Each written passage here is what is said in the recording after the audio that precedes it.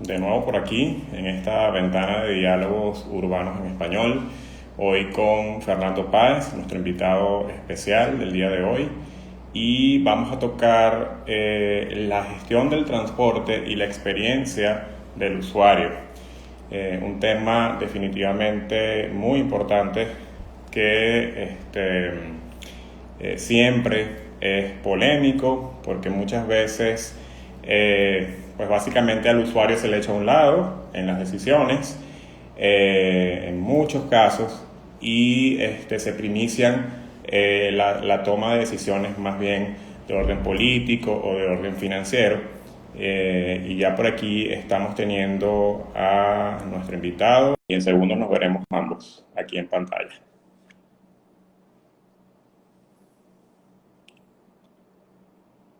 Esperar que Fernando se conecte, esperemos que hoy la conectividad del internet nos ayude, los datos sean suficientes.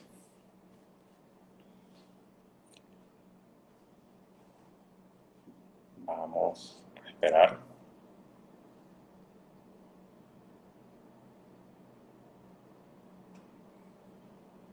Bueno, ya por aquí veo que se está intentando conectar, pero pareciera que todavía la aplicación no da el acceso.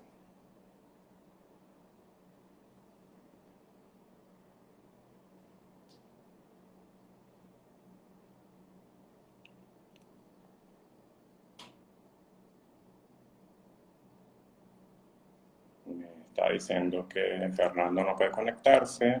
Vamos, vamos a intentar enviar nosotros la solicitud. A ver si de esta forma lo hacemos un poco más rápido.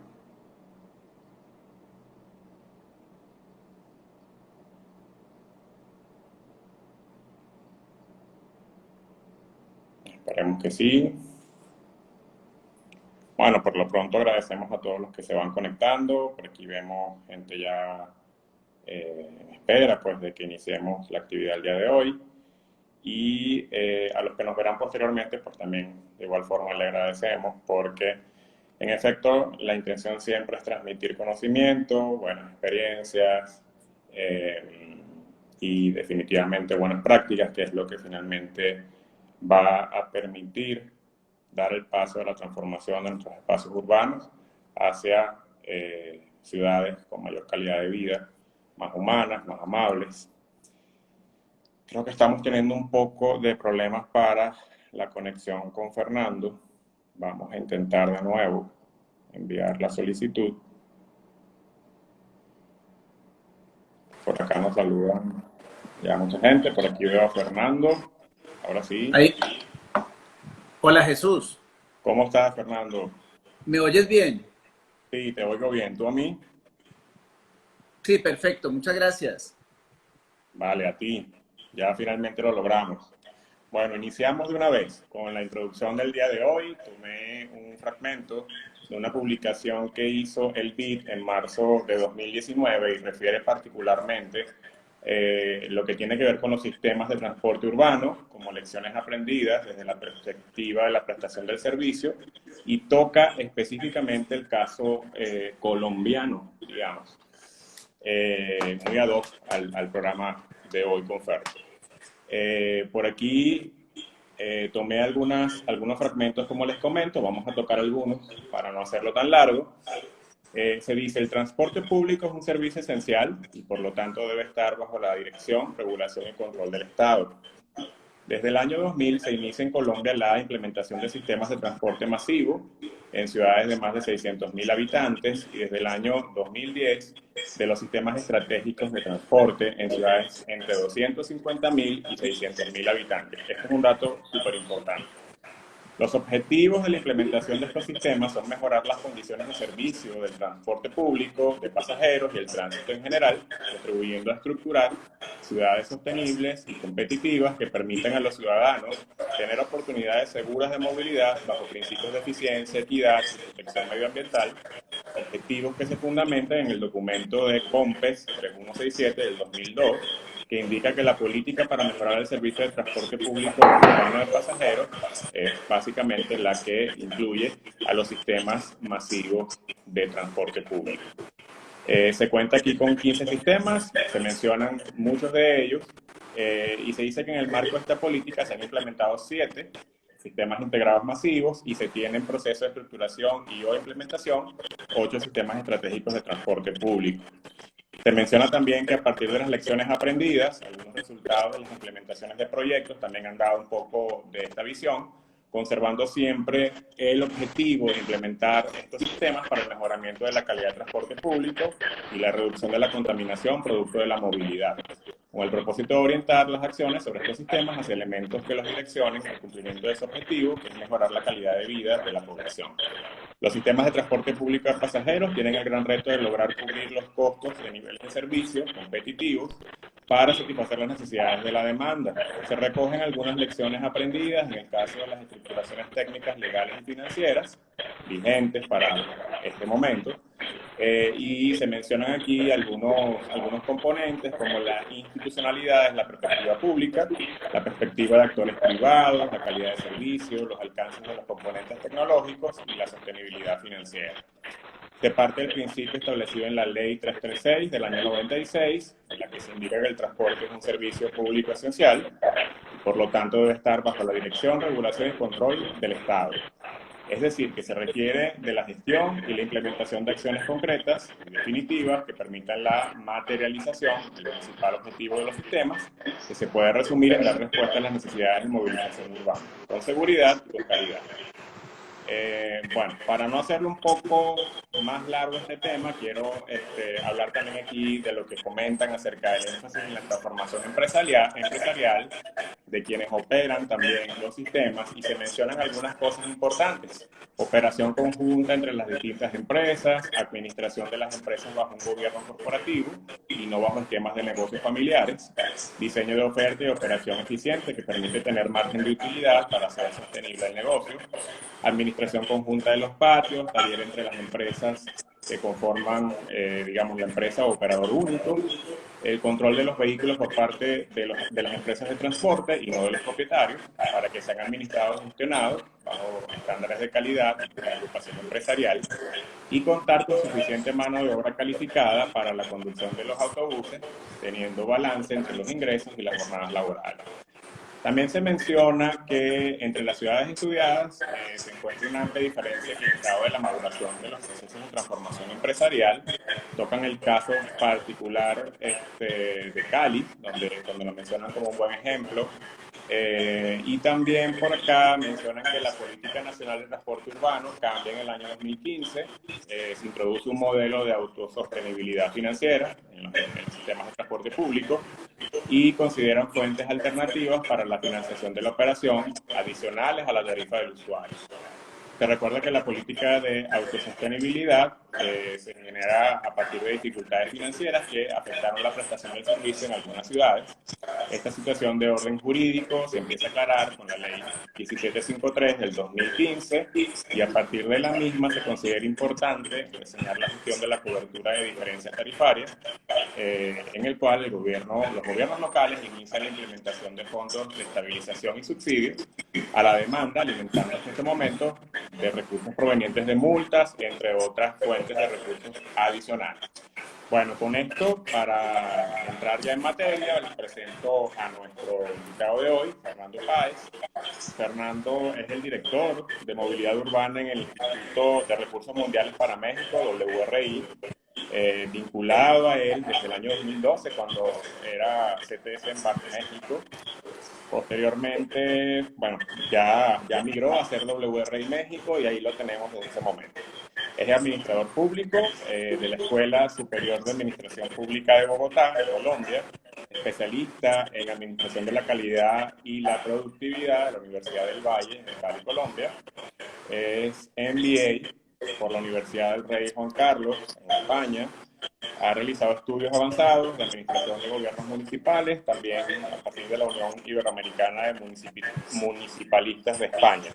Ha desempeñado diversos cargos en la administración pública local y nacional, en Colombia desde el año 93, entre el que destacan tu rol como subdirector de inversión pública del Departamento de Administración y Planeación de Bogotá entre 2001 y 2006, y subgerente y gerente general de Transmilenio entre 2006 y 2011, teniendo a su cargo además la estructuración del Sistema Integrado de Transporte Público de la Ciudad de Bogotá. Entonces, demos la bienvenida aquí a nuestro buen amigo Fernando. Jesús, muchas gracias por la invitación. Siempre es un gusto poder conversar de estos temas y hablar un poco de la experiencia vivida y de los aprendizajes a partir también de otros desarrollos que se han tenido durante este proceso de conocimiento un poco de la movilidad urbana y con este énfasis en transporte público. Gracias por la invitación, Jesús. No, gracias a ti por aceptar, porque además sé que siempre estás bien ocupado y hoy es un día quizás un poco más de descanso. Por aquí se acerca un fin largo, entonces digamos que estamos haciendo aquí extras y te agradezco mucho el que estés por acá. En efecto, bueno, esta conversación es bien informal. Nosotros pues tenemos una amistad ya de varios años. Fernando es colombiano, evidentemente, tiene muchos años acá en México también. Y voy a comenzar por una pregunta o por un planteamiento más bien que dejó uno de nuestros invitados hace 2 semanas, que fue Franco Micucci, que decía que en vez de ensanchar, debíamos ensanchar. Y lo explicó comentando que en el caso de la Ciudad de México particularmente, la ciudad debe crecer mucho más hacia adentro que hacia afuera. Eso pensando en el referente de la mancha urbana. Y pues eso asociado al transporte público, comentaba un poco que el transporte no es tan inteligente en México, ¿no? Quizás necesitabas mucha guía, muchas aplicaciones para moverte si no eras de allí. Y considerando que es una megalópolis, pues básicamente él sentía que las condiciones debían mejorarse, sobre todo atendiendo los temas de seguridad y lo complejo del sistema para interconectar toda la ciudad. ¿Qué nos puedes comentar de esto, Fer, tú que estás muy de cerca trabajando en estos temas en la Ciudad de México? Bueno, primero, Jesús, este tema que comentas del crecimiento urbano desordenado y del crecimiento de las ciudades hacia afuera es un fenómeno, y voy a centrarme un poco en Latinoamérica, que es común. Y eso lo que ha hecho es que ese crecimiento desordenado tenga eso que hemos llamado ciudades distantes, dispersas y desconectadas, que básicamente, aunque se generan soluciones de vivienda para muchos usuarios, usuarias del transporte y la movilidad, pues no hay condiciones de accesibilidad a bienes y servicios de manera muy efectiva desde esas soluciones de vivienda, y eso ha generado de alguna manera que el tema del transporte público, por ejemplo, no tenga... ¿Me estás oyendo bien? Sí, ya te escucho mejor. De hecho, yo me conecté con los audífonos. Ok, que no tenga la cobertura adecuada y eso genera otros problemas derivados de eso, como que los usuarios del sistema de movilidad tengan que acceder a otro tipo de solución de movilidad para poder llegar a sus trabajos, a centros donde tienen la posibilidad de acceder a servicios, incluso diversión, educación, etcétera. En las ciudades de México, que es la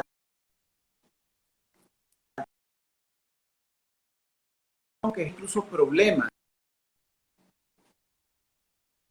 que están derivando en temas de seguridad vial, ampliando en números importantes los accidentes de tránsito, generando morbilidad y mortalidad también en este sentido. Entonces, pues esto es un fenómeno que no es exclusivo de la Ciudad de México, es, claro, yo diría que un fenómeno común en las ciudades latinoamericanas. Efectivamente, hablan de cobertura de transporte, más cobertura no, una gran oferta de transporte público con 12 líneas de metro, 7 líneas de metrobús, los sistemas de transportes eléctricos que han tenido en esta última temporada una mejora importante, más los servicios de la red de transporte público y el transporte público concesionado. Aún así, esta oferta de servicio no es suficiente y no es efectiva y no es de calidad, yo creo que derivado también de la falta de conexión entre los diferentes servicios que presta la ciudad. Sin embargo, hoy en la Ciudad de México el 50% más o menos del servicio de transporte público todavía se presta con el servicio de transporte público concesionado, lo que se conoce en México como el sistema hombre-camión, y ahí hay que hacer todavía muchas cosas en esos temas que tú mencionabas al inicio, organización empresarial, organización de los servicios, una oferta ajustada a la demanda, control, uso de tecnología, donde en ese 50%, donde hay aproximadamente unos 16.000 vehículos que aún prestan ese servicio, pues todavía no se tiene este tipo de soluciones. Entonces, pues todavía hay mucho por hacer y yo diría que uno de los elementos que le apuntan mucho a este tema de la calidad del servicio es justamente lograr integrar toda esa oferta de servicios, pero sobre todo entendiendo la naturaleza de cada uno de ellos, lograr que a partir de esos servicios se logre una mejor cobertura para los usuarios del sistema de transporte público en la ciudad. De acuerdo, sí. Queda mucho por hacer, pero lo importante es que se han hecho muchos esfuerzos y vienen, como lo decías también tú, últimamente también se le ha dado mucho impulso a los sistemas eléctricos. Yo creo que eso también habla muy bien de impulsar también las nuevas formas de energía para los sistemas de transporte, lo cual va a repercutir notablemente en la mejora ambiental también de la ciudad. Bueno, Fer, entrando directamente en la temática que tenemos prevista para el día de hoy, justamente quería preguntarte como una visión general de lo que sería la gestión del transporte, algo más integral en nuestras ciudades, ¿no? Viéndolo como un todo, no desvinculado cada componente, ¿no? Que muchas veces nos cuesta, porque incluso hasta dentro de las propias ciudades tiendes a ver que dentro de la administración pública están divididas en distintas direcciones que muchas veces ni se hablan. Entonces, ¿cómo podemos lograr esos vínculos necesarios para lograr una gestión integral de los sistemas de transporte? Sin duda, Jesús, yo creo que tú has mencionado algo y es no perder de vista esa visión integral de la gestión del transporte público y entender que el sistema de movilidad en todos sus componentes tiene que ser atendido de manera muy precisa.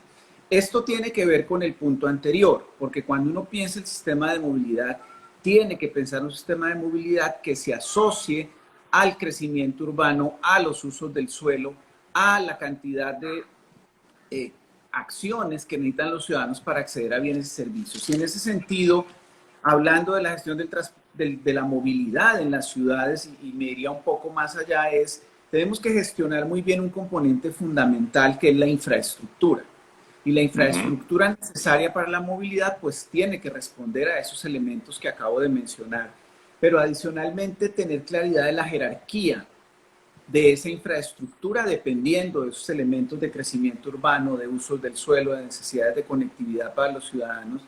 Pero además esa infraestructura entendida y priorizada de esta manera requiere también desde el punto de la gestión elementos de gestión para que sea construida adecuadamente, que tenga las condiciones que requiere tener para generar un buen servicio desde el punto de vista de la infraestructura, pero también condiciones de gestión en sus procesos constructivos y de mantenimiento.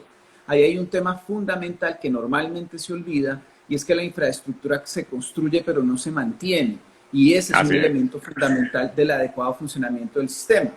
Ahora me voy al otro componente en el cual se requiere gestionar, que es en la gestión de los servicios. ¿Cuáles servicios? Los servicios de transporte público pensaría uno como prioritarios dentro de la gestión del sistema, porque para el caso de México se entiende que más o menos el 70% de la población urbana usa el transporte público, por lo cual debería ser atendido de manera muy adecuada en términos de oferta, en términos de cobertura, en términos de condiciones de calidad para los usuarios.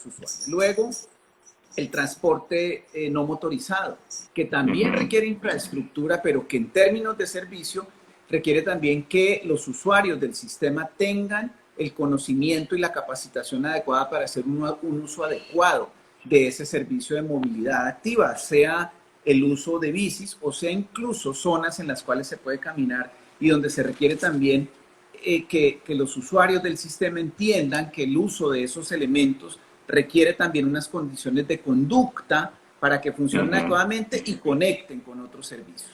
Luego yo miraría un poco al tema de los servicios de transporte privado, que obviamente, digamos, hasta hace muy pocas décadas, diría yo, han tenido siempre la prioridad porque la infraestructura de las ciudades crece en función del uso del automóvil y las ciudades algunas se construyeron en función del uso del automóvil.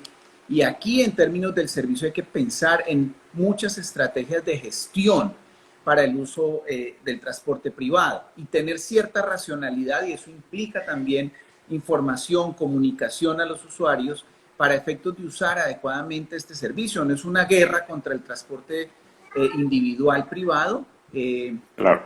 pero sí es Sí, no es importante. satanizarlo, pues, digamos. No es satanizarlo, pero hacer un uso racional y que conecte con el resto de servicios. Y luego queda un tema, dos importantes. Uno, los sistemas de transporte de carga en la ciudad, que también hacen parte de una gestión adecuada de la movilidad y que es un tema que está completamente olvidado. Olvidado porque estos temas de la carga no se piensan desde el punto de vista de la logística, de qué elementos necesitan, por qué tiene que entrar cierto tipo de vehículos a la ciudad y no tener unos centros de acopio donde se distribuye incluso con vehículos más limpios a lo largo de la ciudad, generando también un orden en esos procesos logísticos de distribución. Y entra un elemento final dentro de la gestión de los servicios, que son todas las ofertas de nueva movilidad. Las bicis públicas, los scooters, que también han generado, si bien un nuevo servicio para los usuarios, una nueva forma de movilizarse, también está generando unos impactos negativos en términos de seguridad vial y en uso y ordenamiento del espacio público, así es. Entonces, con estos dos elementos de gestión, ¿qué necesitamos? Instituciones muy fuertes que puedan de manera muy concreta gestionar estos elementos, tener claros elementos de regulación y control, de información, formación y capacitación a usuarios y usuarias del sistema, y adicionalmente que haya condiciones y elementos de seguimiento sobre el funcionamiento de estos elementos, y es indicadores allí donde la tecnología empieza a jugar un papel muy importante. De tal manera que esa visión integral, en principio y desde mi punto de vista, debería incluir todos estos elementos para que se tenga un uso óptimo y adecuado de los sistemas de movilidad.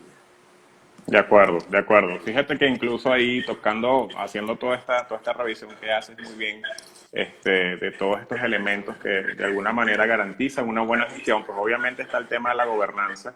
Y en metrópolis como la Ciudad de México, que era el caso que tocábamos antes, también yo siento, digo, en mi percepción particular, que gobernarla es bien difícil. Es una ciudad muy grande, con muchas diferencias muchas veces entre una zona y la otra. Con grandes retos, con grandes necesidades que se han ido acumulando con el pasar de los años y que realmente en una sola gestión posiblemente no vas a ver, o en una sola administración más bien, no vas a ver el cambio radical que uno quisiera. Y eso es un tema que hay que irlo trabajando con los años, y ahí es donde hay que tener un poquito más de paciencia también, pero también inteligencia en saber cuáles son las políticas públicas que se deben aplicar, ¿no? Para procurar ese cambio. Jesús, sobre eso yo creo que, como tú dices, es un proceso lento, es un proceso largo. Hoy la Ciudad de México tiene para cada sistema de transporte un gestor distinto. Entonces tiene el sistema de transporte colectivo Metro, otra entidad pública es el Metrobús, otra es transportes eléctricos, otra es RTP, y luego todo el transporte concesionado, que el único elemento de relacionamiento que tiene son los títulos de concesión o contratos de concesión con los corredores de transporte.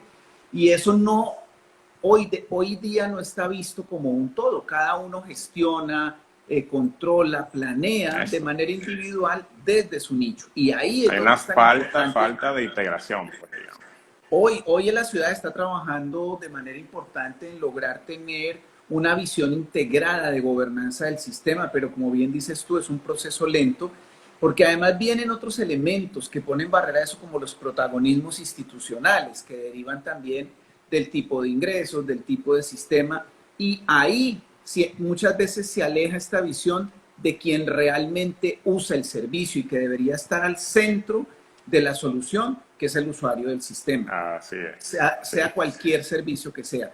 Entonces creo que hay un esfuerzo importante por hacer en términos de integración, con una gobernanza que permita esa integración de la infraestructura, de los servicios, de la información, del medio de pago, y hay avances, hay que reconocerlo, pero todavía falta mucho. Todavía falta. Así es. Bueno, fíjate que aprovechándonos de que tocaste justo esa tecla de el pensar. Se perdió un poco, Jesús. ¿Me escuchas ahora? ¿Me escuchas mejor? Ahí está bien ya. Ok.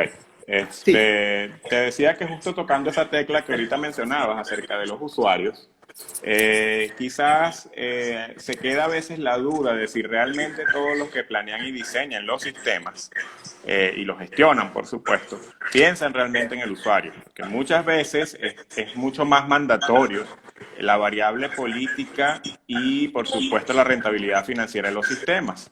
¿Cómo entonces hacer que ahí el usuario también encaje dentro de esa fórmula de éxito para los sistemas de transportación? Jesús, sin duda, mira, yo tengo la lectura de que los procesos de mejora y planeación de los servicios de transporte efectivamente han tenido una visión muy ingenieril, con el respecto, claro, de los ingenieros que han hecho un esfuerzo gigante por generar soluciones realmente efectivas, pero también muy desde el punto de vista financiero. Tú lo acabas de mencionar, cómo los sistemas son más rentables.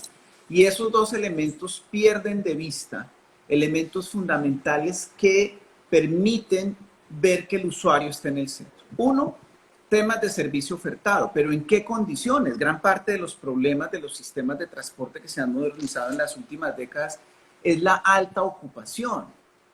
Y eso genera unos problemas de calidad muy complicados, pero esa alta ocupación está derivada de un cálculo por rentabilidad. ¿Qué tanto puedo hacer uso de los vehículos y de la infraestructura que se diseña, por ejemplo, para el transporte público, que me permita tener el retorno adecuado de la inversión? Entonces, ahí hay unos elementos que son y que combinan estos dos, el ingenieril y el financiero, pero que pierden completamente de vista las condiciones en que el usuario se mueve. Y hay otros elementos que deberían estar muy presentes en ese proceso, como los temas de accesibilidad. Como, por ejemplo, haciendo uso de la integración de los diferentes servicios, hay condiciones para que la gente pueda tener un cambio de modo dentro del sistema, llegar en su bici, poder tomar el transporte público o llegar caminando, así sea en una distancia de 10 minutos para llegar al sistema, pero que tenga las condiciones de accesibilidad y de seguridad que permitan que el usuario del servicio pueda acceder a esto. Y lo otro que es muy importante es la información para el uso del sistema, porque muchas veces los sistemas el usuario no puede planear su viaje de manera adecuada. Entonces te voy a poner un ejemplo. Es posible que muchos usuarios de la línea de Insurgentes en México usen esa línea porque atraviesa la ciudad de sur a norte y tiene paradas cada 700, 800 metros, pudiendo hacer una conectividad con las otras líneas que seguramente le generan menos incomodidad, mejores tiempos de viaje, pero la información no está disponible para que el usuario pueda planear adecuadamente su viaje. Entonces yo diría que hay unos elementos fundamentales que se van perdiendo de vista y que pierden de vista quien realmente usa el servicio y tiene que vivir la congestión para recargar su tarjeta, la congestión para subirse al vehículo, la congestión dentro del vehículo. Y ahí hay un trabajo todavía también muy importante por hacer en mejora de la experiencia de viaje. Y tiene que ver con esos elementos que acabo de mencionar a mi manera de ver. De acuerdo, de acuerdo. Fíjate que yo creo que es muy relevante tocar este punto que decía, que a lo interno de las unidades, pues también la experiencia a veces no está más adecuada, sobre todo pensando en las horas pico. Pero ahorita se nos ha levantado una alerta superior por encima de cualquier cosa, que ha sido lo que es gestionar los sistemas de transporte público en esta nueva normalidad, ¿sí? ¿Es seguro usar el transporte público desde el punto de vista de la salud? ¿Bajo qué medidas deberíamos usarlo? Ahí hay un foco importante para también aclarar que no es que no se debe usar el transporte público, pero sí se debe usar de una manera adecuada para que se garantice la salud. Y ciertamente es un sector de los más golpeados con esta pandemia. Y en este sentido, justo la dimensión interna para la cual está calculado y diseñado el sistema, pues no previó esas cosas. Ve a la gente toda apiñada de alguna manera, como tú decías, el criterio ingenieril para garantizar la rentabilidad. Pero ahora, ¿cómo queda ese criterio con estas condiciones de COVID? Mira, tú mencionas algo, Jesús, y es que este tema de pandemia puso en evidencia una problemática muy fuerte del diseño de los servicios y del diseño de los sistemas de transporte, y tiene que ver justamente con esto que hemos mencionado de la alta ocupación. Por supuesto, cuando entra un fenómeno como la pandemia, que lo que exige es sana distancia, que lo que exige es una interacción muy lejana entre los usuarios del sistema, pues eso genera un factor adicional a un fenómeno que se venía dando, y es que la gente está dejando de usar el transporte público. Obviamente, Correcto. logrando elementos alternativos, en algunos casos positivos, como el uso de las bicis, que estaría bien, pero que se requiere la oferta de infraestructura para eso. Y por otro lado, cambiarse a motos, que se vuelve un fenómeno muy fuerte en Latinoamérica. Colombia está impresionantemente afectado por el uso de las motos o de los vehículos particulares, sí, de diferentes categorías. Entonces, ahí hay un tema que pone en evidencia esta problemática del transporte público y que pone en un reto a los gestores, tanto al gobierno como a los operadores privados. Primero, logrando que se pierda el miedo que se tiene al uso del transporte público en términos de la pandemia. Pero segundo, generando una oferta de servicios que garantice algunos elementos que está exigiendo la nueva normalidad en términos de evitar el contagio, y es la sana distancia, y es elementos de higiene y seguridad dentro de los temas, pero que eso tiene otro impacto en términos de, nuevamente, inversiones que se tienen que hacer, claro, que aumentan los costos mucho más del uso del gasto, sistema. ¿Verdad?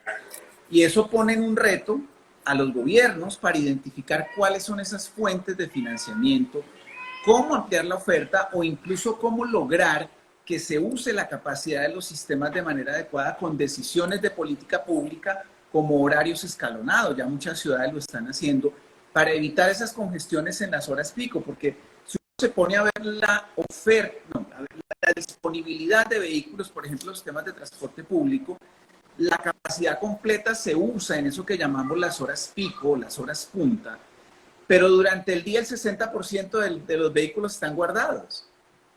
Entonces, ¿cómo hacer desde el punto de vista, primero, de la política pública, una distribución, aprovechando todo este aprendizaje de la pandemia, aprovechando el tema de que puede haber menos movilidad para poder lograr también productividad? ¿Cómo lograr que se hace una distribución y una programación de estos servicios de manera adecuada? Pero hay que combinar aquí las decisiones de política pública del nivel nacional y local, pero hay que combinar también la conciencia de los operadores privados para que se ajusten a estas medidas, y entre los dos también identificar cuáles son las fuentes de financiamiento que pueden atender estos cambios. En términos de servicio, pues es simplemente una adecuación de cómo se ofertan los servicios, pero en términos de las condiciones de higiene y de elementos para evitar el contagio, pues viene una cantidad de cosas que implica limpieza permanente, que implica seguramente personal adicional para atender esto, elementos de control, y ahí entra otro factor, y con esto termino, muy importante, es la corresponsabilidad que tienen los usuarios de los sistemas también para obedecer a esos elementos que se disponen y que facilitan el uso del servicio. Pero estamos realmente en todo un reto que implica un trabajo coordinado y conjunto, incluso de otros sectores que no son el sector movilidad, que son el sector salud, que son el sector finanzas, que son el sector educación, a efectos de poder lograr una solución conjunta que permita usar el servicio de transporte público en mejores condiciones y garantizando justamente disminuir el miedo al contagio en un sistema que es usado esencialmente, lo dijiste hace un rato, en todas nuestras ciudades de manera importante. Así es, así es. Bueno, Fer, para continuar un poco con el tema del usuario, hacer digamos, foco en ese tema, está el tema asociado a la calidad del servicio, ¿no? ¿Cómo garantizamos la calidad del servicio en los usuarios? Quizás un poco atado a lo que venimos hablando de COVID, que va de la mano de alguna manera. Pero también ha habido por ahí polémicas en las cuales, por ejemplo, el tema de la asequibilidad o el acceso, digamos, al pago del servicio, es una de las cosas un poco difíciles muchas veces de manejar, porque digamos, hay una polémica en cuanto a la visión política que quiere de alguna manera favorecer que el usuario pueda acceder al servicio a un costo menor, pero técnicamente ahí la tarifa comercial pues quizás no encaja bien para garantizar una rentabilidad de los sistemas. Y se ha optado también por satanizar los subsidios. Entonces, ¿cómo podemos llegar ahí a una fórmula nuevamente mágica para poder garantizar que el usuario tenga un servicio de calidad, pero que al mismo tiempo sea asequible para él? Así es, yo creo que eso ha sido un conflicto sobre el que venimos discutiendo hace muchos años, porque pensamos que los procesos de transformación del transporte público estaban asociados efectivamente a tener una muy buena infraestructura, a cambiar el uso a vehículos con unas condiciones mejores en términos no solo de las tecnologías de combustible, sino de la forma como están diseñados. Pero luego viene una cantidad, voy a decir, de juguetes para garantizar ese adecuado servicio, como los elementos tecnológicos, los sistemas de recaudo, los sistemas de control. Y pensar que eso se cubre con lo que se cobra por tarifa, pues ya está comprobado que eso no es cierto. Incluso cuando se empieza a hacer todo este proceso de réplica de la experiencia de Transmilenio en algunas ciudades, incluso algunas ciudades incluyeron dentro del costo, dentro de lo que se recibía por tarifa, sacar inversiones para la infraestructura, cuando lo que se había hecho es inversión pública para la infraestructura y con la tarifa se sostiene la operación. Luego, cuando se vio que, por ejemplo, la línea 1 de Transmilenio fue tan exitosa, se pensó que también podía cubrir parte.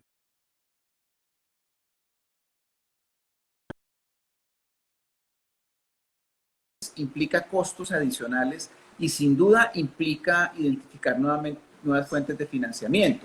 Claro, subsidios hoy en día ya se ha vuelto, a mi manera de ver, una forma casi que usual, llamada de diferentes formas. Tenemos el sistema de Santiago de Chile, que tiene altos subsidios. Hoy el sistema integrado de transporte público de Bogotá tiene subsidios. El metro de la Ciudad de México subsidia casi 6 pesos de la tarifa por usuario en el sistema. O sea, eso es un tema que viene y sin embargo, aún con esos elementos de subsidio, la calidad sigue siendo deficiente. Entonces, ¿qué hay que hacer para eso? Creo que hay que buscar también fuentes alternativas y ver el sistema como un todo.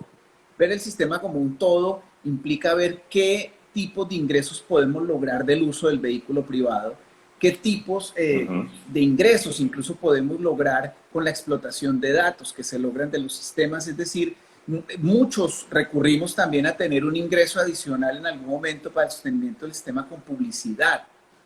Y son esos tipos de elementos que podrían llegar a buscar unas fuentes de financiamiento para una mejora de la calidad.